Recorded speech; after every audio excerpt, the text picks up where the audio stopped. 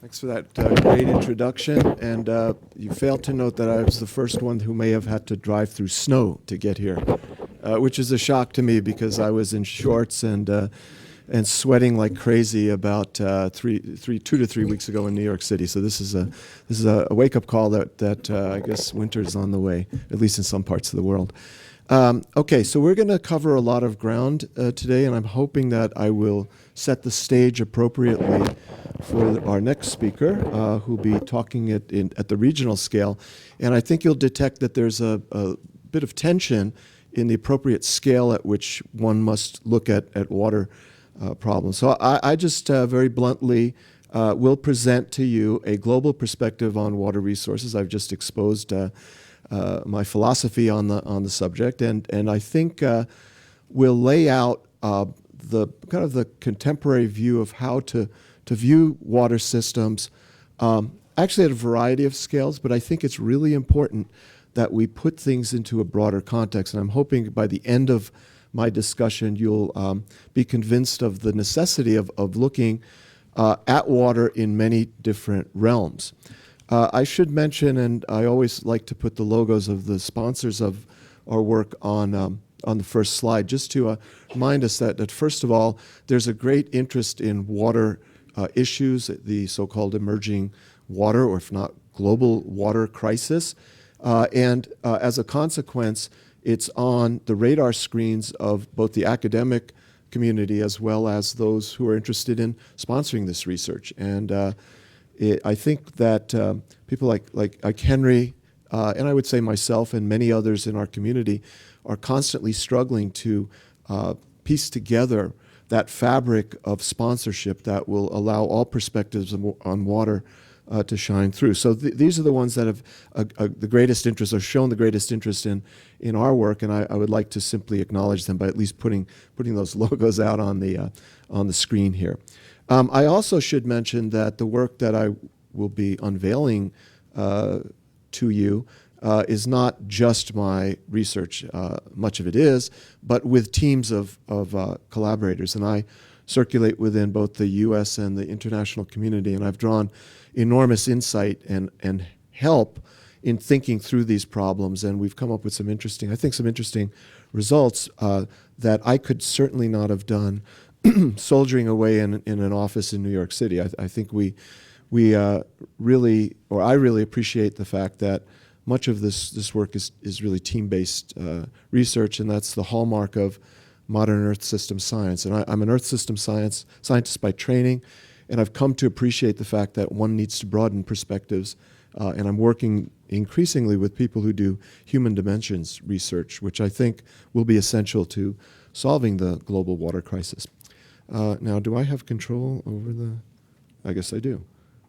Push the top one. The top one is a... Okay, then push the right one. There we go. Okay. So I'd like to dive into this question, and like I said, I like to work as a team of living and living leaders and luminaries, as well as those who may have passed away. And I'm going to solicit their help as we go through this discussion. And I think you'll instantly understand why I've used the particular quotations that I have used. And I haven't limited it just to stodgy, pin-headed academics. I've gone a little bit wider field, and I brought in people who have something to say about government and commerce and sports. So let's see how that works. Okay, so first of all, I start my discussion here with what is an advertisement for a series of debates that occurred in Science magazine just a couple of months ago. And I was called to Washington with 5 or 6 other water experts last November.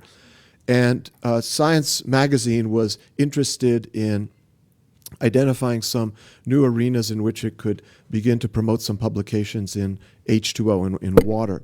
And so they brought us together, and we gave our presentations, and I talked about the value of global water perspectives, and there were other people in the expert team that took issue with some of the things that I was saying.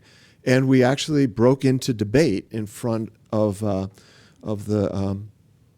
editors of science, and we're sort of airing our dirty laundry as hydrologists and water scientists in front of the people who publish science.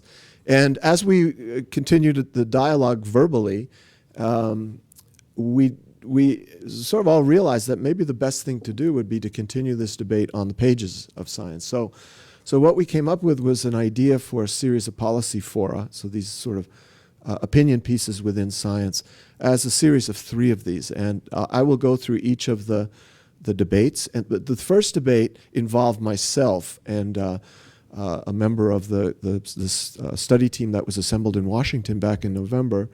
And we were told to kick off this series, and we call them the Great Water Debates of summer of 2015. I took on a global perspective, and Janet Herring took on the value of local perspectives. And so this is an entree to my first quote. I don't see much of this ad anymore, but back, I guess about 10 years ago, this became sort of a famous credo of Las Vegas. What happens here stays here. And so this is from the world of commerce, and it's an advertising agency that coined this term. It became kind of famous. And, if you go to Las Vegas, you could do all sorts of crazy things, and no one's supposed to know about it when you get back home. You could get married in a drive-through chapel. I guess you can get divorced quickly enough if you are previously married. Or you could, you enter a Elvis Presley lookalike contest. You might even win it, but then that fact will be erased by the time you come home. But I wanted to use this quote because in terms of water systems, I don't believe this is anywhere near the truth. What happens here does not stay here. And let me tell you a little bit about what I'm talking about. So first of all, this debate, this local global debate, actually started several years ago, and actually it started in public. It started in an actual debate at a symposium between Mike Mueller, who's a water scientist in South Africa. He's actually on one of their water boards. So he's a water manager, I would say, as well as scientist. And I was talking about global work, and he said, well, Charles, this is ridiculous. Water is a profoundly local resource. And we batted this idea back and forth, and it absolutely is a profoundly local resource. But my point is that it's not just a profoundly local resource. And the perspectives that we've developed on water, and I'm talking as water scientists, as water managers, as water policy experts, and probably the public as well, those perspectives have been really formulated from what's happening in our very own backyards. And it involves all sorts of phenomena relating to water. So if we talk about sanitation and access to clean water, we're talking quite literally about our very own access to sanitation and clean water, how it's delivered to individuals.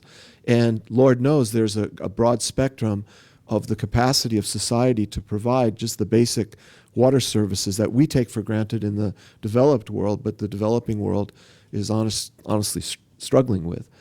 If you're talking about urban water supply, you're often talking about very, very unique systems that are optimized for particular urban environments. And so urban water delivery in California takes on a very different character than in a currently much wetter part of the world, like where I come from, in the northeastern United States, and how the cities get their water is very, very unique to each city in some sense.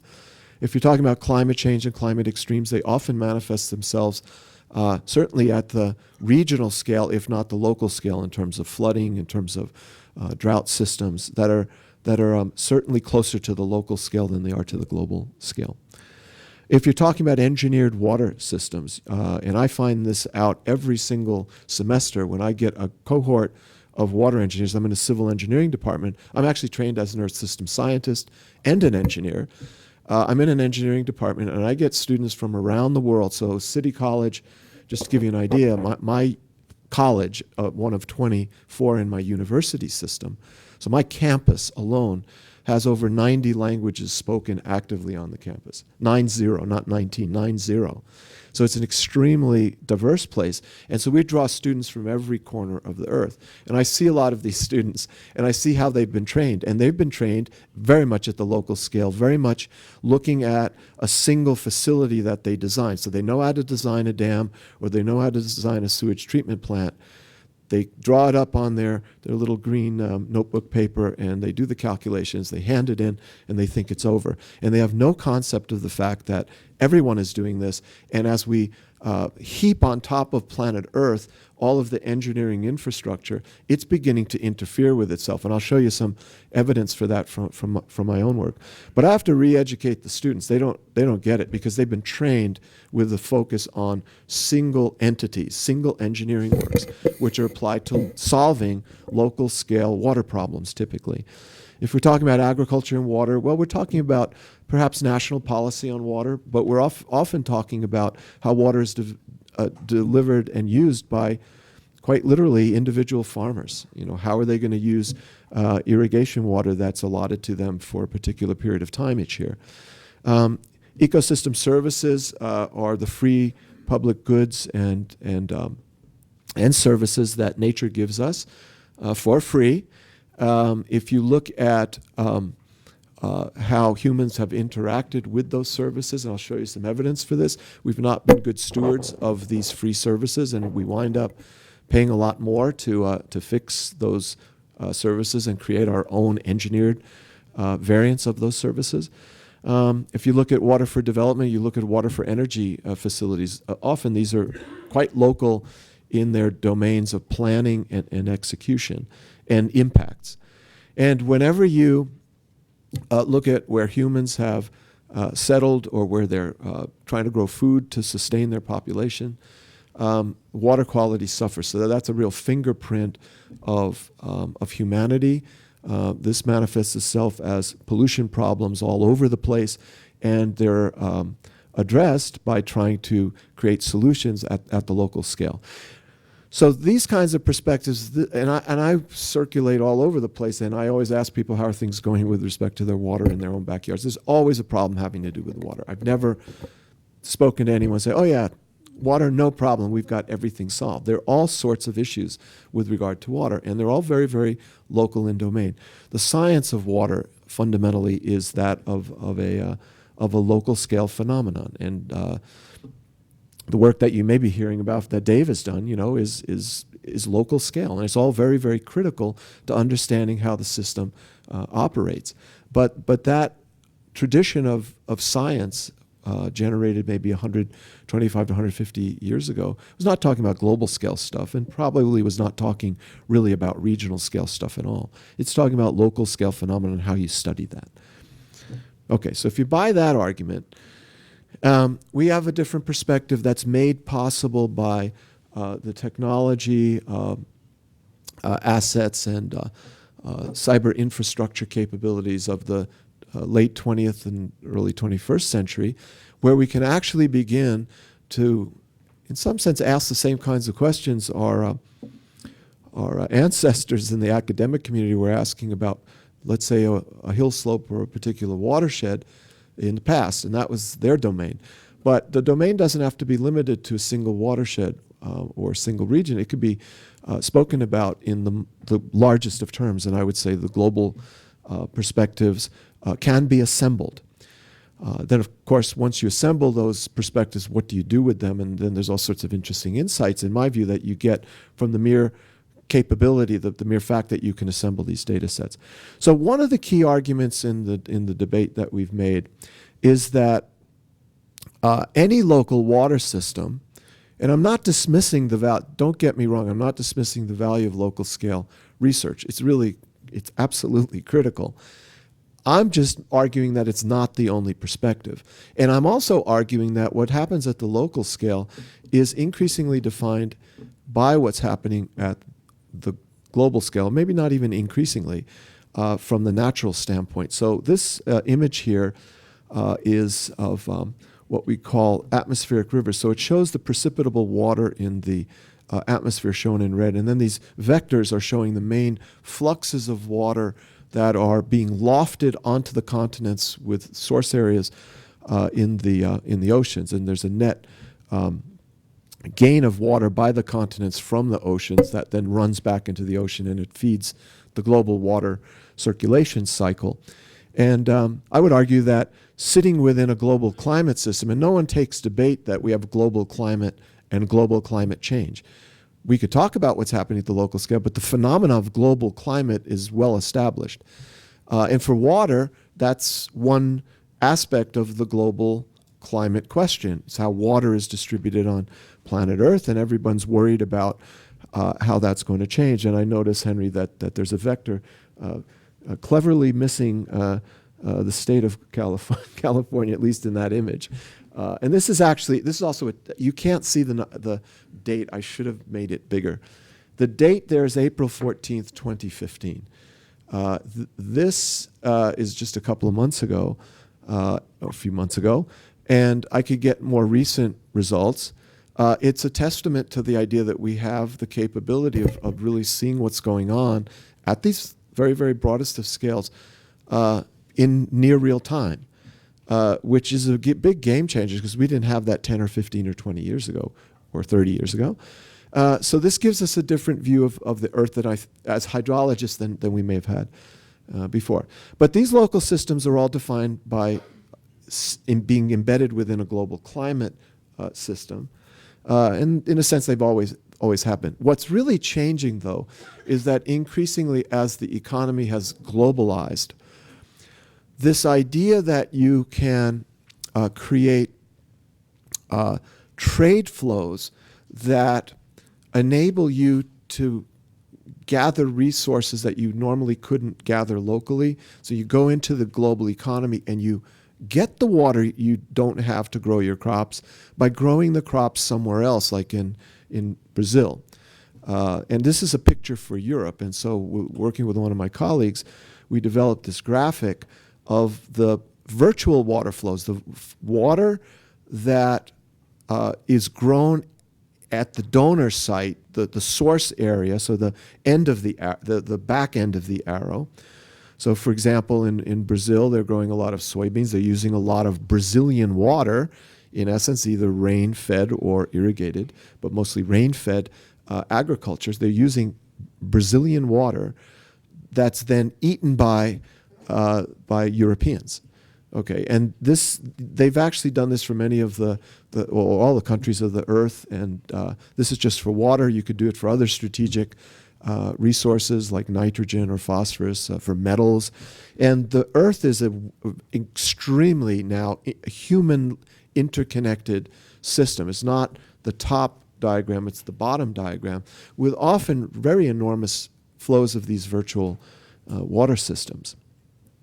So as we continue to globalize, as we continue to have stresses in places like California, undoubtedly these kinds of fluxes, these human-derived fluxes, are going to change. They're going to change to optimize the best use of water and avoid source areas that no longer have water. And you could look for maladaptive kinds of resource use very easily here and say, hey, it really doesn't make sense for, as I understand it, the farmers of California to be irrigating forage hay and sending it to China. That just makes absolutely no sense in the current situation. So anyway, the point I'm trying to make here is that any local scale phenomena are both determined by the natural system and quite literally human decision-making, and quite literally human decision-making at the most strategic of levels, the global economy. The other aspect of the question is that we try to stabilize water flows for human benefit. And what I'm showing there, and I guess you could see the dots, there are on this diagram here about 6,600 dots. And each dot is a large reservoir system of the globe. And together, they probably accommodate about 80% or so of the total storage volume of water across the planet. And this, I think, is a testament to the capacity of humans to occupy planet Earth in something called the Anthropocene being the geological epoch that many argue should be renamed from the Holocene to the Anthropocene, because humans are calling the shots, as it were. And this is, I think, a great example of how humans are calling the shots with respect to a basic cycle, the water cycle. And there are 6,600 of these objects on our map. That's a small subset of the probably 45 to 50,000 registered systems that we have not, as a community, had the opportunity to place onto a map like this. So that's the other 20% or so of the registered storage. And just understanding the spatial dimension of this question is beyond the capacity of the current state of the art. And if you really wanted to look at all sorts of impoundments, you probably are talking about 800,000 to 1 million unregistered systems all over the place. And so this is a major transformation of free-flowing waters on Earth. And I always speak to my engineering students about whether we're talking about hydrology anymore, or we're talking about a system that's dominated by hydraulics, the engineered water systems. The delay in the movement of water off the continents to the coastal zones is probably somewhere on the order of 2 to 3 months prior to building these systems. And there's a really important byproduct of this system that I'll show you in the next couple of slides. But one of the phenomena that we're going to be having to keep an eye on is this is the established set of water infrastructure for dams and reservoirs. There's a whole nother set of dams and reservoirs. There are about 2,800 new dots that have been digitized by some colleagues of ours, which look at those reservoirs that are currently under construction or being planned. With many of the decisions in the developing world countries made by people who live and benefit from those decisions who are actually in the developed world. Again, this manifestation of globalization. So what happened in the past is actually still happening. And you can see that much of the action in terms of the red dots is in the south, in the developing world. And just like the developed world, those rich countries have used water infrastructure for their economic benefit, so will, under construction or planned, so will the developing world. Now, there's an interesting byproduct of all this. So for those of you who are in the world of water and who've done any engineering, or those of you who study dams and reservoirs, know that these are quiet tanks of water that sit on the world's river systems. And the rivers of the world transport the products of erosion from the mountains down to the valleys and ultimately through the rivers to the coastal zones of the world. By so placing these thousands of reservoir systems in the way of the rivers that normally would freely flow to the ocean, we're trapping an enormous amount of suspended sediment that used to go to the coastal zone. And our group was the first one to make an assessment of that, and the number, which I think still stands, is about 30%. 30% of the world's sediment that used to get to the coastal zones is trapped upstream in reservoirs because of decisions that water managers are making for public water supply, for irrigation, for flood control, etc. I think this is an amazing story just from the standpoint of the interconnectivity of the Earth system. It's also an amazing story about how human beings can intervene within an important global scale cycle, the sedimentary cycle, how continents are connected to the ocean. So these quiet tanks of water, these reservoirs, are filling up with sediment and not delivering the bulk of the sediment that flows into them to the world's coastal zones. Now, the coastal zones need that source of sediment coming from rivers, and the most sensitive arena of this coastal vulnerability is in the domain of coastal deltas. Deltas are there, like the Nile Delta or the I guess that's the Irrawaddy Delta on the right, or the Mississippi Delta or the Mackenzie Delta. those deltas are there, keeping up with sea level, general sea level rise, by this very exquisite little dance that goes on between the rivers and the ocean and the periodic flooding of these deltas. And deltas are unconsolidated sediments that are sinking, literally sinking under their own weight, unless they get a flush of river sediment that floods over these deltas and nourishes those deltas. That's what we would say in terms of nourishing the delta. So this very balanced interplay of subsidence and replacement by new, fresh riverine sediment sources keeps deltas in play against rising sea level. Well, you can imagine that anything that distorts that balance, whether it's going into a delta like in the Mississippi where there's rampant hydrocarbon development, so they're pulling out hydrocarbons for energy supply, and they don't replace the what's lost in terms of the volume, and the delta sinks. Or in the Nile basin, the Nile Delta, they're taking groundwater out and irrigating the delta with that groundwater. And this is happening all over the place. And with a student of mine back about 10 years ago, we asked the simple question, based on what we knew at the time, what's the predominant source of threat to the deltas? Is it from sea level rise, which everybody's worried about? Everybody's worried about climate change. Is that the fundamental forcing that's going to make these deltas vulnerable? Or is it something else? Is it local groundwater and petroleum extraction? Or is it the upstream trapping of sediment in these thousands of reservoirs?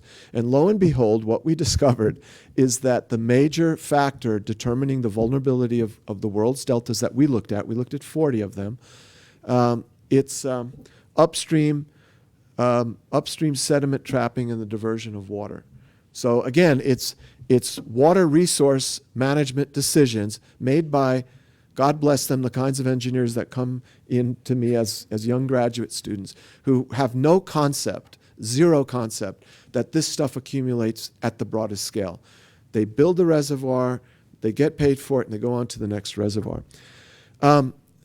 By the way, this is not just of academic interest. There are about 500 million people who live on these sensitive systems, and their rates of subsidence relative to normal sea level rise is about 3 millimeters per year on average, is an order of magnitude in many cases higher, if not 2 orders of magnitude for parts of the delta.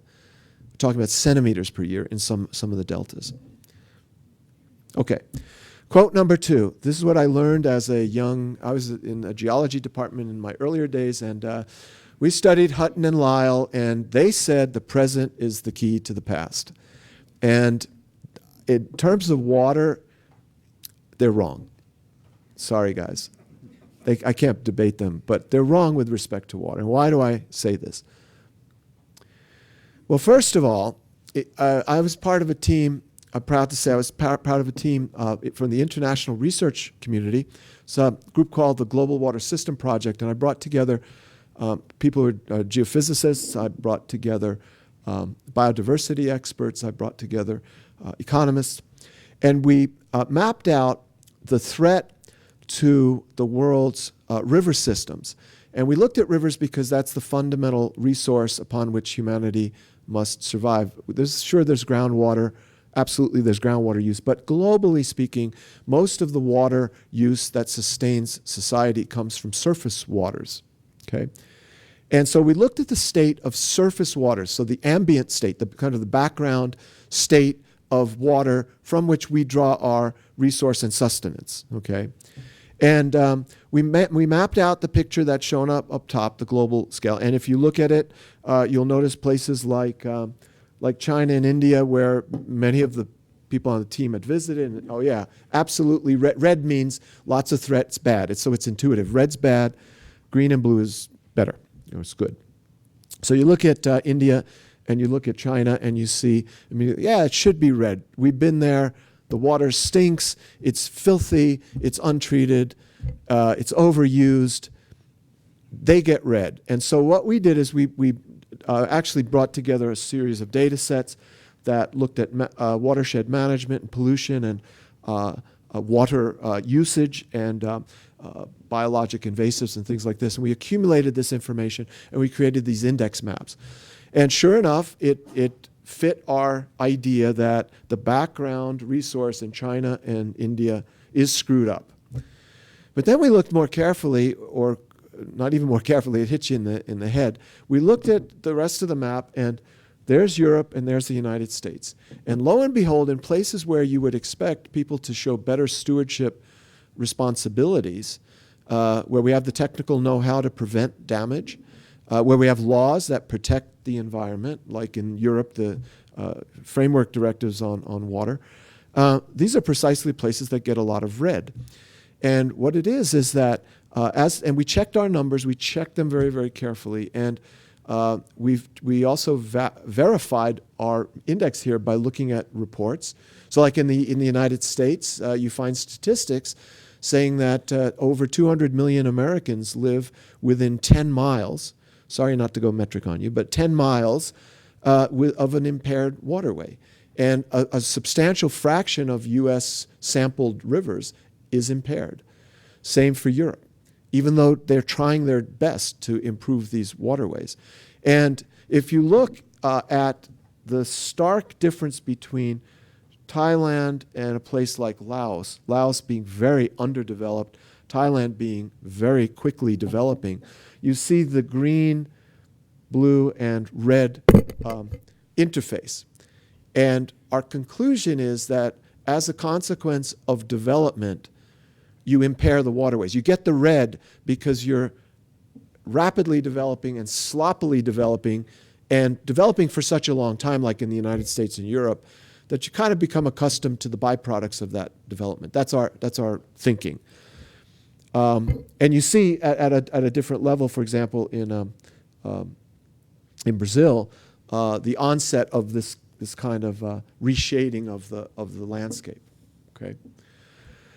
And I have to say that there's very little, despite everyone's best efforts, there's very little evidence for concepts like integrated water resource management, despite that being what everyone's looking for and trying to get to. Our evidence here is that that's not been adopted globally. I'm not against it. Please don't misinterpret what I'm saying. I'm all for it. But I'm just simply saying, let's be sad about the fact that it's not adopted broadly, and we have to try to do something about that. Whoops. 5 minutes, 10 minutes. 10 more minutes? 10 Okay. more, yeah. Okay. Now, the reason I believe that these guys were wrong is that there's an enormous inertia in all sorts of variables having to do with the development of planet Earth. Those for water are highlighted over here. These curves are going up. They're going up exponentially. They're not turning around. They're not turning around on a dime.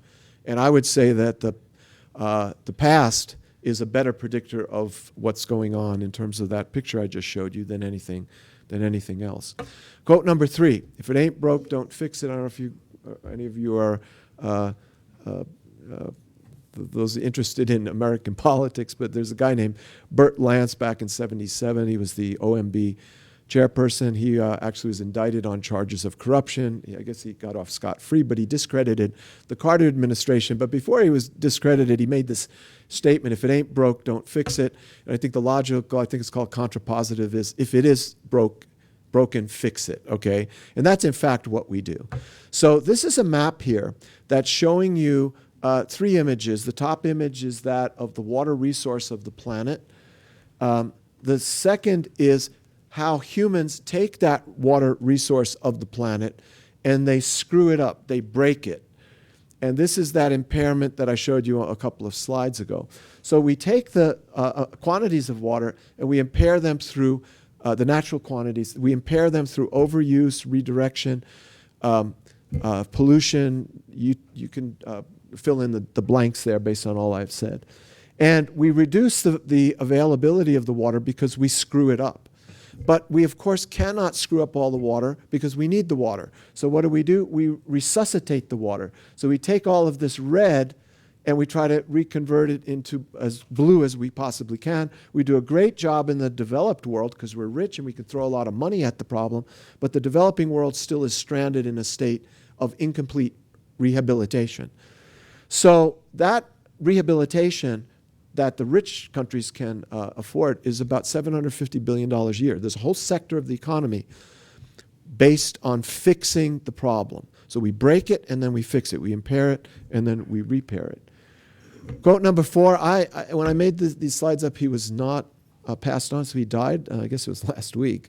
I hope I had nothing to do with his passing. Yogi Berra, kind of an interesting character from baseball, saying some really crazy stuff. And one of the things that he said is, if you come to a fork in the road, take it. Well, what am I talking about there?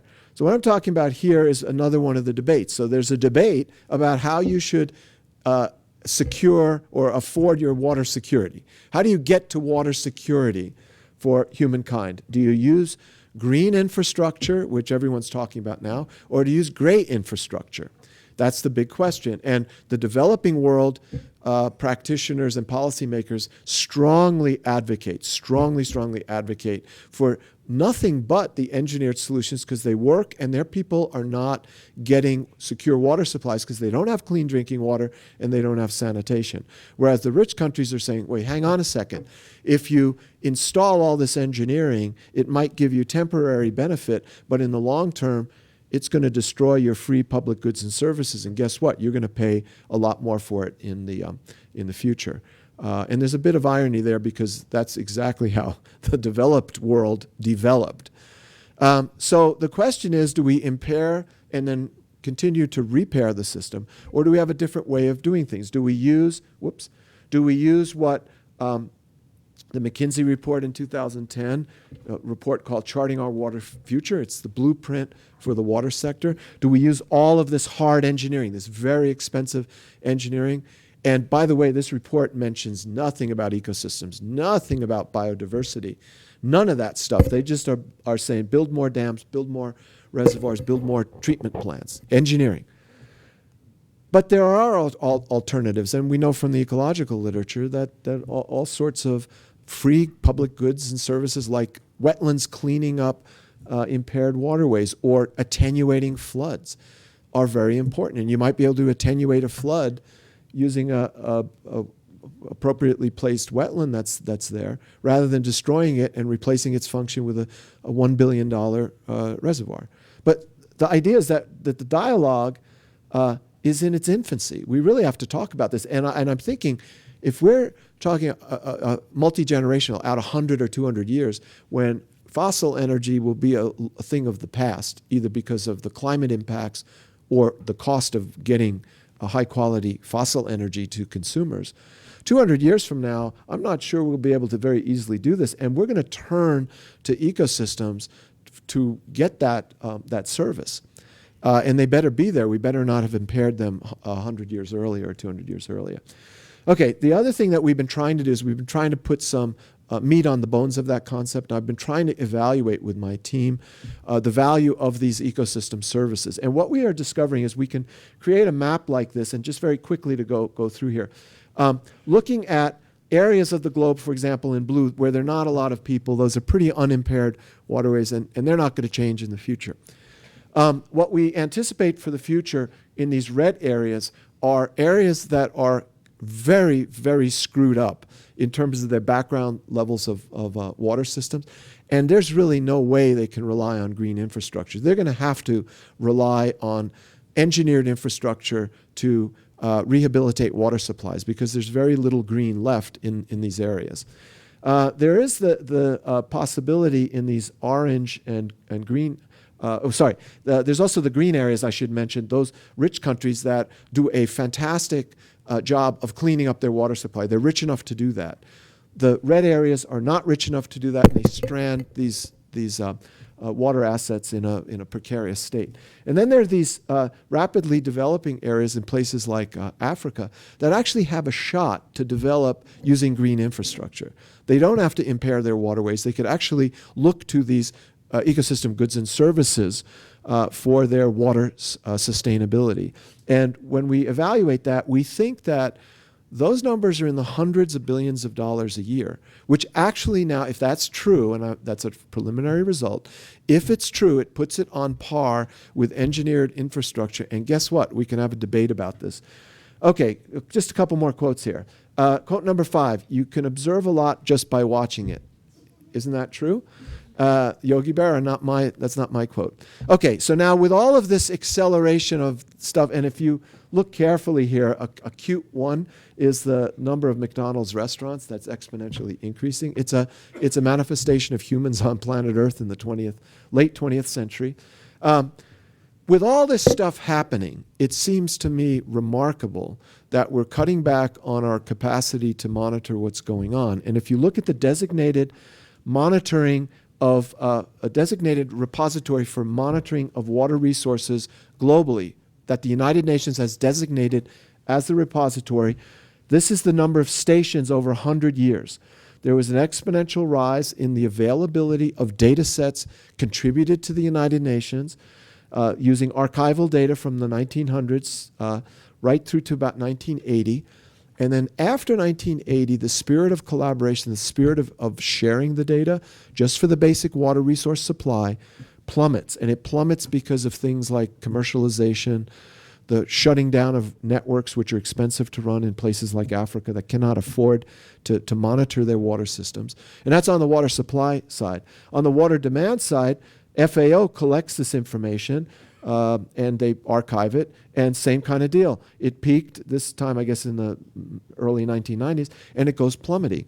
And now, because in some sense political reasoning that the nation states are a little bit hesitant to release this water use data, and also it's difficult to collect, and it's not harmonized, so it's very difficult to interpret. We have a very, very fragmentary view of the use. And water crisis really comes about by the relationship between use and overuse of water and the available supply. And on these two measures, we're doing absolutely terribly in terms of creating a contemporary vision of what's out there. It's sort of like with this great acceleration, you step on the gas pedal and you give the driver a blindfold. And believe it or not, you could Google this. I was going to try to draw it up or something, but you could Google this, and the magic of Google, there are images of people driving blindfolded, and that's my metaphor, and I got it just by going to Google. Okay, the last debate of the series was looking at water from the sky or the stream. And I was very proud to say that one of my students took on the NASA establishment, or scientists who work with the NASA establishment. And he has argued in this great water debate that we should be really focusing on in situ monitoring, because there are single point failures in these satellite systems that are only in business and designed to be in business for only 2, 3, 4 years at the most. If you're lucky, you get some more time out of these things. But as he's developing the galley proofs to that science article, there was a major failure of the radar system of $1 billion satellite that NASA put up to monitor soil moisture. So he was talking about the single point failure, and it revealed itself as he's writing the paper, which to my mind is absolutely astounding.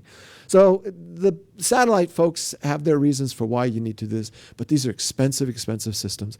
And as I showed you, we're not making investments in the baseline stuff, so that water supply curves, that monitoring that we're going down, it's basically stream monitoring. We know how to do this. We've done it for 100 years. But we're not investing in these kinds of data sets, which are not fancy technologies. They have, maybe telemetric systems associated, but they're not fancy. We know how to do it, but we're not making the investments. Let me put this in a perspective. So it costs about $15,000 US dollars to run a well-calibrated site. And my former student and I, made a calculation that you could probably do a good job of understanding the Earth's water supply if you put out 2,000 monitoring stations, about $30 million. That's 0.004% of the $750 billion that the water sector gets each year. So come on, guys. Is that so much to ask to understand what's happening with the site? And I go further, just to put it in perspective. That's a fraction. Now, Tiger Woods had problems, right? But this is really incredible. I didn't know this guy made so much money, even despite his problems. In 2015, he made $50 million. So there's a year and 2/3 of monitoring. And there's another 2 years back in there's another 2. There's 87. So just based on what this guy's doing with his chip shots, we could monitor the world's hydrography, but we choose not to, which is, to my mind, absurd. Okay, last quote, and I'm almost done here. I don't know who this guy is, but the quote is really wonderful. In our evolution, language has been the greatest single contribution to our understanding and our misunderstanding. Okay, so back to the idea of local versus global. Anyone use Ngram? Does anyone know what Ngram is?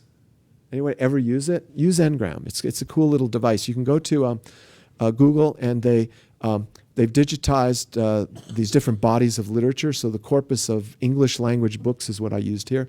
And I typed in the words water storage, water pollution, water crisis, water governance, and global water crisis, okay? I typed those words in just to see how they were trending in the literature, okay? And you could do it as a time series from 1900 to the year 2015. And what you see is that in terms of single water issues like water storage, there's a lot of talk about that to about 1960, 1970. And then it sort of petered off. It just sort of kind of dropped off, peaked and it dropped off. It's kind of been there, done it. We've solved the problem almost.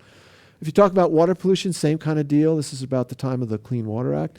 Got the law, problem solved, let's go on, okay? And then when you begin to talk about things that are a little bit more complicated, so the water crisis has many elements. It has geophysical elements, it has water chemistry elements, it has biological elements, it has governance elements. It's a little more complicated, and it's gaining steady steam over the many decades. Now, if you look at how you're going to deal with it, right, how you're going to govern it, the concept of looking at water governance really only rises in the relative scale here, starting at about 1990, early 1990s, maybe 1995. It was kind of a new concept.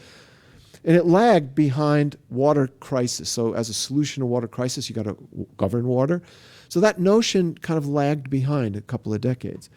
One of the reasons I think I have to continue these battles for the global perspective is that just the words global water crisis were unuttered until the mid-1900s. Nobody's even thinking about it.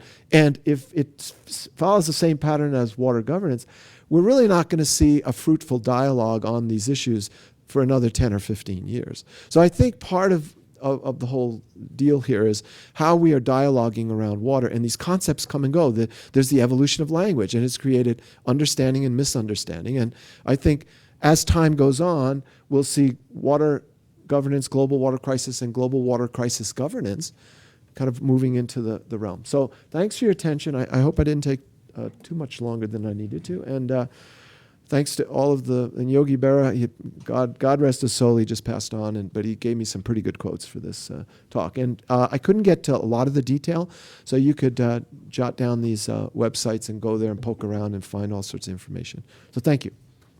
Yeah.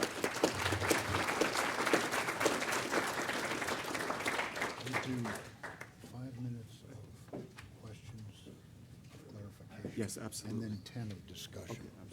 Okay, So we have programmed after each presentation 15 minutes for discussion. And what I would like to do is to make those sessions more than just people asking the presenter questions. But in fairness, I need to provide some opportunity for people to ask questions of clarification. So we'll do 5 minutes of questions of clarification, and then we'll do 10 minutes of what I will call discussion. And discussion can be questions, but it can also be standing up and saying, well, I don't agree with anything you said. And then let it flow from there. So let's begin with 5 minutes of questions of clarification only. Something that Charles said that may not be quite clear. Everybody know the difference between green water and blue water, for example. Here. Yeah. Question on the presentation itself. Yeah. My name's John Fennell, by the way. Met some of you before. But one thing I'm missing from this conversation is literacy, water literacy. Mm-hmm. And really it's difficult to make governance and mature decisions around water without literacy. And what is your thought around water literacy globally? Yeah. And what can we do about it? Well, I think the map I showed with all the red, even in the developed world, is prima facie evidence that we're illiterate. I also should say we're probably innumerate. We don't understand that there are quantitative aspects of the whole question that we need to understand. So, certainly having a populace that does not have this on their screen is going to produce problems. Now, Henry and I were talking about how his governor, Jerry Brown, is using the drought as a learning moment. And I think that if you were to create metrics of the literacy of the California population to water questions, it would be way more, I would say, than those of us who live in the Northeast who don't suffer this, who are not suffering at the moment, this kind of calamity, potential calamity. However, I should mention that I think the water literacy vis-a-vis the drought of the 1960s. I grew up in New York City in the 1960s, and water was on everybody's minds in the third or fourth year of that drought. And then when it started to rain again, everyone forgot about this. I was just in Australia. I was in Brisbane, Australia, and a few years back, as you know, they had a calamitous drought. Everyone was concerned about this. They didn't know what to do. There were debates about whether you build dams and reservoirs or not. There were all sorts of plans to do so. And then it started to rain again, and everyone went back to whatever they were doing. And so it's very much, the water issue, I think, is very much a fleeting moment. And the idea would be to try to capture enough of these fleeting moments to sustain the level of interest. Because my whole point is that the fact that there's a lot of red on those maps means that year after year after year, and these are just the average conditions, year after year after year, we're impairing the system. There's only so long that these systems can be impaired, and then 100 years from now, I say, let's go back and let's try to use those systems to give us our free water supply. Well, it's not going to be free anymore because they're impaired or disappeared. I think it's interesting because awareness is one thing, literacy is another. I would argue that we're getting aware, Yeah. but we're not literate. Yes. So awareness is just, and that's why it dies off. When you become literate, then you can make those mature decisions down the road. What we're seeing in California is a canary in a coal mine right now. Yeah. What was very interesting is in January, Governor Jerry Brown comes out and says, let's conserve 25%. And in May, they've used 1% more than they've used before, which I think- I- like 40. I think that might be Let me debatable. update that. As Yeah. of the end of August, it was more than 30%. So that was the second month in a row that we had met the governor's goal. And I think that, in fairness, was due to an increase in water literacy among the population at large. Situation is serious, and I think he's got their attention that it's serious. Yeah, but it seems to me it's always in the rearview mirror. I mean, we're not proactive in this stuff. We wait till it happens, and then we try to fix the problem post facto. So.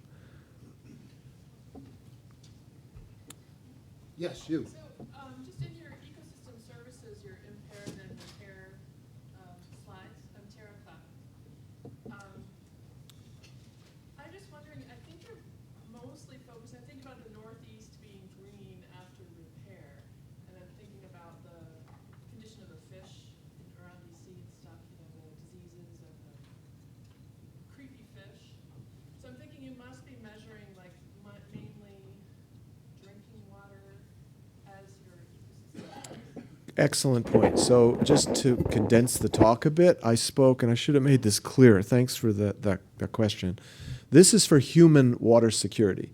So we impair the background levels, and then we fix the water that's coming from those impaired background levels, so that when you turn the faucet on in your home, it's clean water and it's there basically all the time. So you've created a stable water supply by fixing any impairment that you're separated from by a curtain of technology is kind of the way to look at it. Now, meanwhile, the poor fish and other critters are living in that stew, right? And if you look at it from a biodiversity standpoint, they still are living out there in the red. They don't get the green. We get the green in our sinks and our bathtubs and our irrigation work. So we stabilize water for human use. So this is a human perspective about fixing the water. Now, obviously, there are also rehabilitations of ecosystems and things like this for the sake of nature. But by and large, that's not been a globally significant enterprise. If you look at the amount of money that's going into human repair for human security, it's $750 billion. There might be globally $10 to $20 billion of protection for ecosystems for their own sake. And I got that from some reports from the United Nations. Like literally a small fraction of what the repair bill is. Well, just thinking I wondered how it would look, took a different cut from an ecosystem justice or environmental justice point of view. I mean, there's still people eating those fish. Yeah. So if you just sort of looked at that globally, I think that would be kind of Yeah. Well, if you look at the maps, you'd have to carefully look at them, but places like Africa maintain human water security threats because of what you just said. They don't do such a great job of resuscitating the systems, and they don't have very strong engineering systems that would protect them from what you just said. So they're the have-nots in all this, and that's part of this whole issue. There's a social justice question about this. There are the haves, and there are the have-nots, and the have-nots have to live in this highly polluted, highly overused water world, whereas those of us who are from the rich countries can basically throw concrete and chemicals and pipes and basically water at the problem so that we don't have to suffer by it. Over here.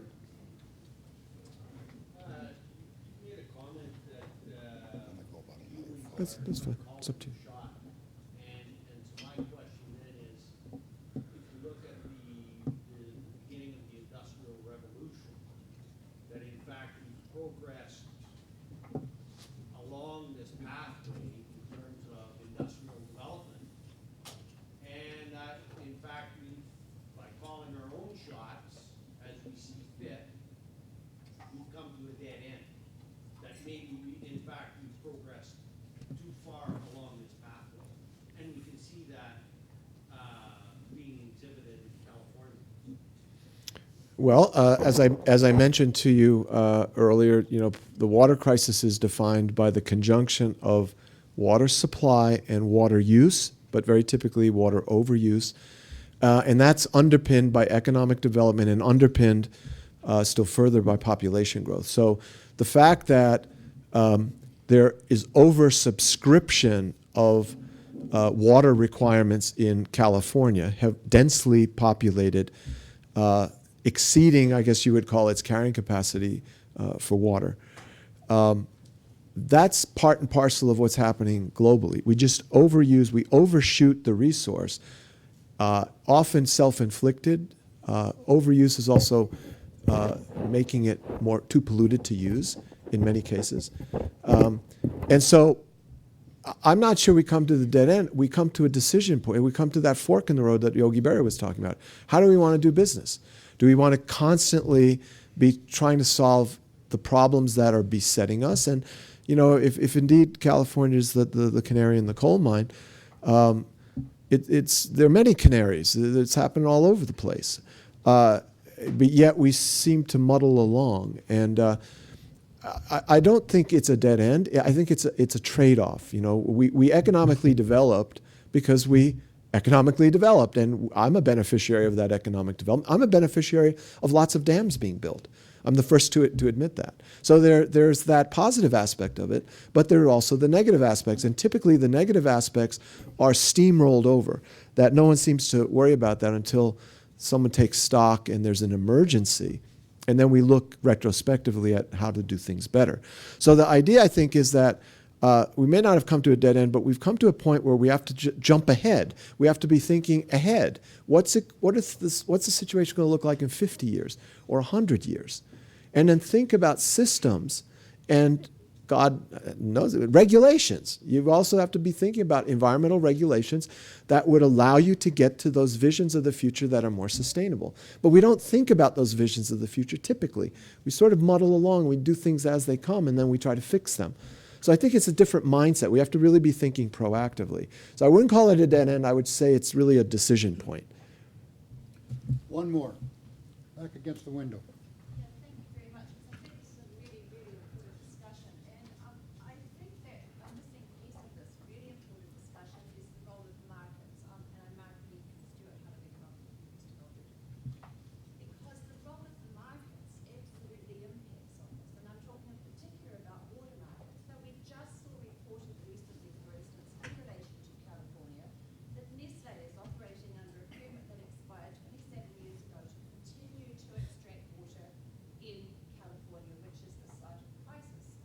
So I think that part of the analysis of how we are using and abusing water systems also has to take account of the impact of global water markets, which are perhaps in some ways the most severely impacted of all.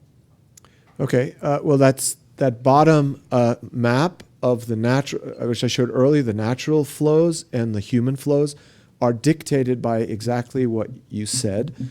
There are certainly global intercontinental decisions, markets, that are driving those effects. There are also very local scale impacts.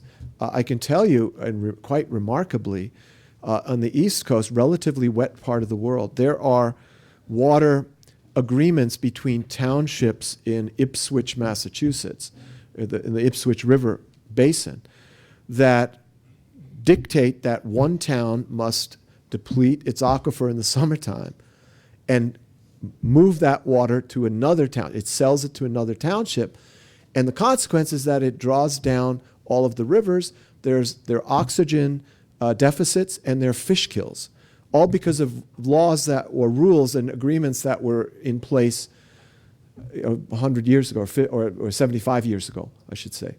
So isn't that crazy? I mean, and even in a wet part of the world. So you've hit the nail on the head, I think. All right, we need to stop there. Charles will be around all day, and you can catch up with him in the halls during the breaks or at lunchtime or after our session. Join me in thanking Charles again.